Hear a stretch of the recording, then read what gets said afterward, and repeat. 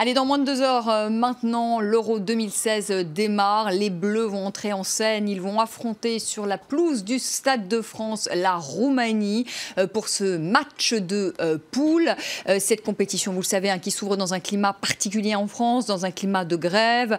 Une compétition qui démarre sous très très haute sécurité en raison des risques d'attentats. On va en parler avec nos invités. Avec vous, Hubert Artus, bonsoir. Vous êtes journaliste foot, mais aussi société pour l'hebdomadaire Marianne, auteur de Galaxy Foot, dictionnaire rock, historique et politique du football. C'est tout un programme, mais c'est aux éditions Point. Avec nous, Claude Tarlet, bonsoir. Bonsoir. On va parler beaucoup de sécurité avec vous, Claude Tarlet, puisque vous êtes le président de l'Alliance nationale des activités privées de sécurité. Vous avez travaillé avec les autorités françaises, justement, pour mettre au point la sécurité de cette compétition, avec 15 000 agents de sécurité qui vont venir épauler les agents publics. Dominique Courdier, bonsoir. Vous êtes directeur de l'information du News Tank Football. Et puis avec nous, Florent Rodeau, qui est chroniqueur sport à France 24. Avant de commencer ce débat, nos confrères de France 2 ont suivi les supporters. Et ils sont des millions aujourd'hui en France à espérer la victoire de l'équipe de France. Leur enthousiasme, leur pronostic. Reportage. Le cri de ralliement n'a pas changé et on n'a sûrement pas fini de l'entendre. Ce matin, le séminaire de fin d'année de cette entreprise se fait aux couleurs de la France. On y croit parce que cette année c'est en France, donc du coup on est vraiment à fond dedans, on a une belle équipe et voilà, donc on a envie d'aller au bout. Du bleu, du blanc, du rouge sur la place du Capitole à Toulouse, dans les vitrines d'Amiens ou dans les rues de Lyon. Les pronostics ont commencé et les Français, bien sûr, sont favoris. 2-0. Également 2-0. Giroud. Giroud, également, avec Griezmann. Je dirais 2-0. 2-0 pour la Ouais, pour moi. Qu'il fasse plaisir, qu'on remporte cette Coupe d'Europe. Vous y croyez, là, aux chances de la France Ouais, en France, oui, bien sûr. On a tous besoin d'avoir un peu la fierté en nous. La France est grande, est belle. Allez les Bleus. Les supporters y croient et les autres, comme ce patron de café parisien, espèrent bien que l'euro va enfin chasser la grisaille tenace qui s'est abattue sur la France. Ça crée l'animation, ça crée de la vie. Et puis justement, on a eu une période qui n'était pas facile avec des inondations, de la pluie. On a eu un mois de mai catastrophique. Ça va être chaud. Il va y avoir une ambiance de tonnerre. De tonnerre. On va faire péter la baraque. Parce que la Roumanie va gagner. Ah non, la France. Ce sera la France. Alors, l'attaquant Antoine Griezmann redonnera-t-il le moral aux Français? En tous les cas, ces derniers jours, c'est son maillot qui se vend le plus dans les magasins spécialisés. Allez, Hubert Artus, est-ce qu'on a des chances de le gagner, cet euro? Déjà, je me réjouis de vous voir si à l'aise avec la balle en main. Oui, Alors, franchement, j'y crois peu. Moi je vois bien la France en quart de finale ou surtout en demi-finale. Bon, on est quand même, pour ce qui est de l'équipe de France, encore dans un renouvellement de génération, dans un système qui se remet en marche. Je sais que Deschamps avait été nommé en 2012, non seulement pour faire une bonne Coupe du Monde 2014, mais pour que l'Euro en France soit réussi. Je pense que déjà il serait réussi si on faisait une bonne demi-finale. On n'est pas obligé de gagner pour marquer les esprits. Ça, c'est un peu le romantisme à la française. Ça peut être beau de perdre. Il faut faire une belle compétition et il faut que l'équipe joue bien ensemble. Il vaut mieux perdre en demi-finale de manière honorable, après avoir montré des belles choses, une belle entente, une belle osmose, plutôt que d'arriver en finale un peu comme en 2006 où on ne savait pas trop comment ils étaient arrivés en finale. Enfin, sportivement, on le savait, mais pas au niveau de l'esprit. Donc non, moi, je vois plutôt l'Allemagne qui, elle, justement, est en avance, à mon sens, sur l'équipe de France, dans ce renouvellement de génération, dans cette osmose collective, citoyenne. Ils ont gagné comme ça en 2014. Ils avaient surpris comme ça en 2010, ils sont encore en forme. Et c'est la raison pour laquelle je pense que l'Espagne ne gagnera pas, parce qu'après avoir eu cet élan-là, 2008 Euro, 2010 Coupe du Monde, 2012 Euro, 3 compétitions de suite qu'ils ont gagnées, ils sont eux pour le coup en fin de cycle et ils sont en train d'entamer un renouvellement de génération. Ils sont en gros là où était l'équipe de France en 2013, à mon sens. Florent Rodeau, vous êtes d'accord avec Hubert Artus? Je suis assez d'accord. Moi, je place si on peut aller jusqu'en demi-finale, c'est ça? Oui, moi je le vois en demi-finale, ça serait déjà pas mal. Ouais, ce sera un résultat bien sûr honorable. Je suis assez d'accord. Moi aussi, je vois l'Allemagne un grand favori, championne du monde en titre. On le sait. Bon, elle a perdu Philippe Lahm en défense. Oui. On en parlera un petit peu plus tard. L'équipe de France a de beaux atouts. Il faut le dire. Antoine Griezmann qui a flambé sur la scène européenne cette année. Dimitri Payet qui est auteur également d'une bonne saison. Bon. Olivier Giroud, le numéro 9, fait un petit peu débat. Au milieu de terrain, c'est une équipe assez solide. vous le savez, là où le bas blesse en équipe de France, c'est la défense. Après, bien sûr, les blessures de Varane, la suspension de Sakho, la blessure de Mathieu. Lassana Diarra aussi. Lassana Diarra, milieu défensif, qui a été remplacé par Kanté. Là, on peut s'interroger sur la perte de l'équipe de France. C'est vraiment dans le secteur défensif où le bas blesse en équipe de France. Et on le sait, pour remporter une grande compétition, il faut avoir une défense solide. L'Espagne, qui a remporté les 2 derniers Euros, n'a pris que 4 buts lors de ces 2 compétitions, lors des 12 matchs. Donc vous le voyez, il faut avoir une défense solide. Dominique Courdier, allez, vous voulez pas nous dire, pour nous faire plaisir, que la France peut aller jusqu'en finale? Parce que là, on est un peu déçus, moi. On est le 10 juin, on n'est pas le 10 juillet. On n'est pas le 10 juillet, on est le 10 juin. Le 10 juillet, on peut refaire une émission à la même heure. On sera à 2 heures de la finale de l'Euro. Et si la France parvient en finale, on pourra s'interroger sur ses chances de gagner. Là, aujourd'hui, elle est devant son premier match officiel depuis la Coupe du Monde 2014. Depuis France-Allemagne, d'ailleurs. Donc, c'est ce France-Roumanie qui est important. C'est l'entrée dans ce tournoi qui est important. Lizarazu, qui a un peu d'expérience, disait qu'il y a 2 matchs difficiles dans un tournoi, c'est le premier et le dernier. Là, on est devant le premier, donc restons d'abord sur le premier et essayons déjà de vaincre face à la Roumanie. Pour arriver en finale, il y a 6 matchs, la finale est le 7e, et donc... on a quand même de bonnes chances face à la Roumanie, parce que je crois que les 10 derniers matchs amicaux, on a gagné face à la Roumanie. Oui, normalement, à domicile, face à la Roumanie, ça devrait bien se passer, mais il est difficile de la remarquer des buts. C'est l'équipe qui a pris le moins de buts pendant la phase éliminatoire, et c'est pas facile de la remarquer des buts. L'Euro 96, qui était un peu, c'était le députage, si je puis me permettre, de l'équipe de Zidane, de Djorkaeff, d'Aimé Jacquet et Didier Deschamps. Ils avaient au premier tour, au premier match, c'était un Euro qui se disputait en Angleterre. Ils avaient rencontré la Roumanie, ils avaient gagné que 1-0. But de Christophe Dugarry. But de Christophe Dugarry, effectivement. Allez, on va retrouver Benoît Perrochet. Il est au Stade de France. On est maintenant à moins de 2 heures du coup d'envoi de ce premier match. Et vous le disiez, Dominique Courdier, c'est important, le mental, la manière dont on va rentrer dans ce premier match pour le reste de la compétition. Benoît Perrochet sur place. Tout d'abord, Benoît, est-ce qu'il commence à y avoir beaucoup de monde dans ce Stade de France qui a été placé sous très haute sécurité ?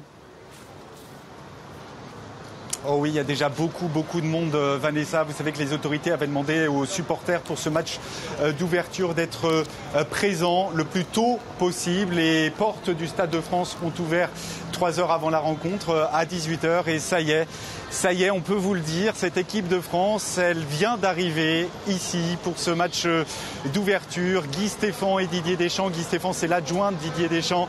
Les premiers à sortir du bus, des visages très concentrés. Ces Bleus qui connaissent l'importance de ce match d'ouverture, ce frisson de la compétition qu'ils n'ont plus connu depuis maintenant 2 ans, depuis ce quart de finale perdu au Stade Maracana face à l'Allemagne. Ça y est, l'équipe de France va à nouveau revivre ça et on va le vivre également avec eux.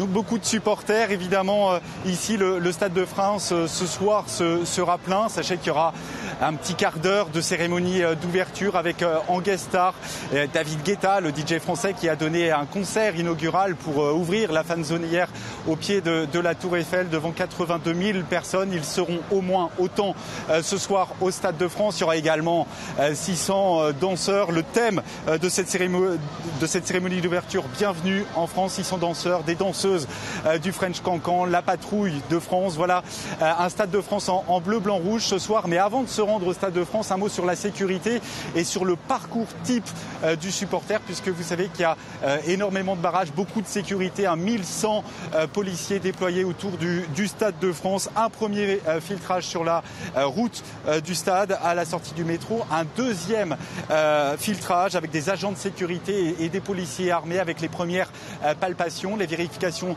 des billets. Les supporters qui entrent ensuite dans une zone intermédiaire où ils peuvent se restaurer avant d'accéder en tribune. Et avant d'accéder en tribune, un troisième et dernier contrôle avec cette fois des détecteurs de métaux.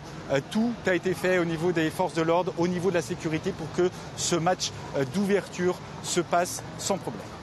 Merci beaucoup Benoît Perrochet. On vous retrouvera si vous le voulez bien Benoît aux alentours de 19h50 après de 1 heure donc de ce coup d'envoi de ce match France-Roumanie. Justement la sécurité, Claude Tarlet, vous êtes président des sociétés de sécurité, je le disais, vous travaillez en coopération avec les autorités françaises pour la sécurité de ce championnat.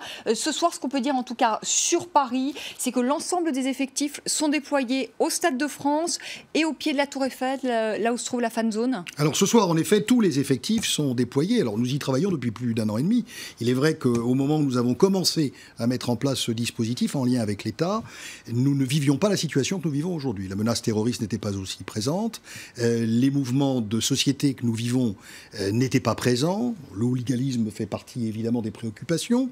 Et puis on a aussi la délinquance qui profite de ce moment de désordre pour peut-être tenter de se développer. Bref, pour les entreprises privées de sécurité, elles sont une soixantaine aujourd'hui mobilisées autour de cette opération, des grandes, des moyennes et de plus petites. Ce sont des hommes en civil, alors, essentiellement? Non, ils sont en tenue, avec parfois évidemment des équipements dédiés dans les stades comme dans les fan zones. Ce sont deux dispositifs qui reposent sur une organisation identique dans les stades et dans les fan zones, mais qui ont des logiques qui sont différentes. Le stade est un espace clos. Il est sécurisé. Les entreprises privées ont depuis de très nombreuses années une grande pratique de la sécurité des stades.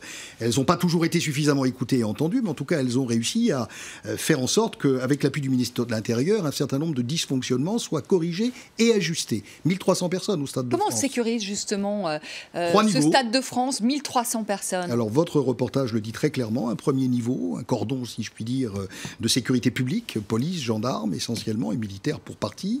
Un deuxième filtre qui, lui, est organisé par des agents privés de sécurité, et puis ensuite un troisième niveau de contrôle, palpation et vérification, encore organisé par des agents de sécurité privés.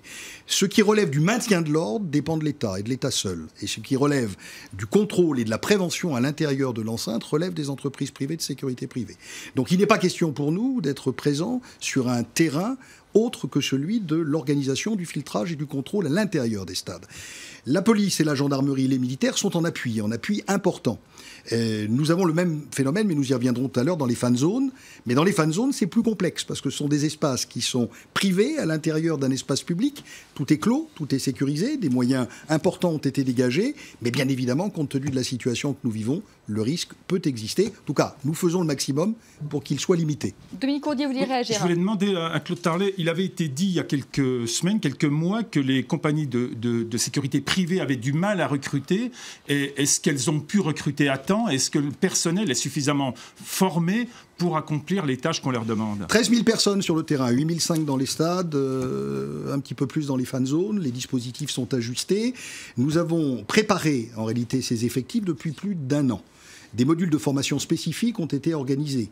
Et il a fallu recruter également une population féminine importante pour être au niveau nécessaire pour les palpations. C'était une des préoccupations fortes il y a encore peu de temps. Bref, ce n'a pas été un exercice facile parce que pour ce secteur, mobiliser sur une aussi courte période autant de femmes et d'hommes qualifiés, compétents et capables de faire le métier de façon rigoureuse est un challenge. Il faut dire simplement que nous avions déjà été fortement mobilisés après les attentats du 13 novembre. Donc beaucoup de ces entreprises avaient déjà préparé un certain nombre de femmes et d'hommes pour mener cette action. Ceci nous a aidés. Mais jusqu'à il y a 1 mois, nous étions encore de manière très attentive engagés pour vérifier que sur le papier, mais sur le terrain, tout serait réuni. Aujourd'hui, et on voit ces images en direct, si on peut les revoir. Voilà, ces images donc de supporters qui arrivent au Stade de France. Stade de France, je crois que c'est 80 000 personnes, c'est ça, à l'intérieur de 80 000 spectateurs. On se souvient aussi que c'est quand même un stade, évidemment, ce soir qui est sous très très haute sécurité, parce qu'au moment des attentats du 13 novembre, le Stade de France avait été visé par un kamikaze. Et là, d'ailleurs, on ne peut rien faire. Il faut se dire clairement les choses. C'est-à-dire un homme qui vient devant une porte et qui vient se faire sauter, agent de sécurité privée, publique, voilà, il n'y a aucun moyen de réaction. Là, il faut saluer ce qui s'est passé parce que j'étais parmi les 60 000 et quelques personnes qui étaient alors, dans la tribune de presse pour ce qui me concerne, mais donc j'ai vu, on est resté les journalistes jusqu'à minuit et demi d'évacuation totale, et on a vu la sérénité, le professionnalisme, la rigueur aussi, de l'évacuation du stade qui a été longue, parce qu'après le match, les gens ont commencé à apprendre en rallumant leur smartphone parce que la 3G et la 4G ne passent pas très bien sur un stade de foot. Là, ça s'est amélioré, mais tout le monde n'était pas au courant. Ils ont été au courant à la fin. Au moment où ils sont sortis, il y a quelqu'un qui avait fait péter un peu. Ils ont appris, donc ils ont eu peur de prendre le RER seul, donc ils ont voulu rentrer dans le stade parce que là, il y avait des gens. Et c'est ça, les supporters et les gens qu'on revoit sur la pelouse dans les fameuses images après. C'est des gens qui ont voulu re-rentrer par peur, parce qu'ils ne voulaient pas prendre le RER et parce qu'il y avait un pétard qui avait explosé, donc tout le monde avait cru à une bombe.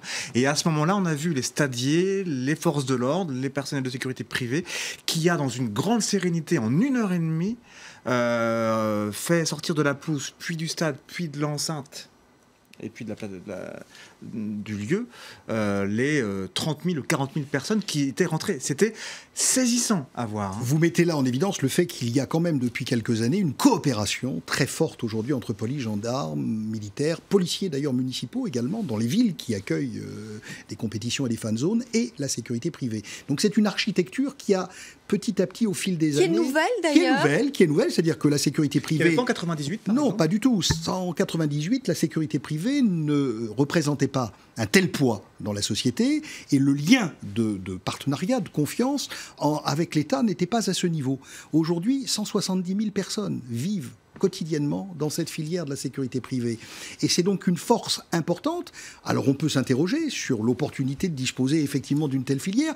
On peut se poser des questions sur l'éthique, sur la compétence, sur la transparence, mais depuis la création du Conseil national des activités privées de sécurité, qui est en quelque sorte un ordre qui régule et contrôle l'ensemble de la filière, bien évidemment sous la maîtrise du ministre de l'Intérieur, il y a des progrès considérables. Et puis c'est un secteur qui est attractif pour des femmes et des hommes, pour peu que l'on crée des métiers et que l'on soit capable de les faire évoluer, de leur donner des perspectives de carrière. Finalement, l'euro, pour nous, c'est aussi ce challenge, c'est de montrer que ce secteur a de l'avenir et qu'il peut être une réponse au problème de l'emploi. Qu'il ait de l'avenir, mais enfin, en tout cas...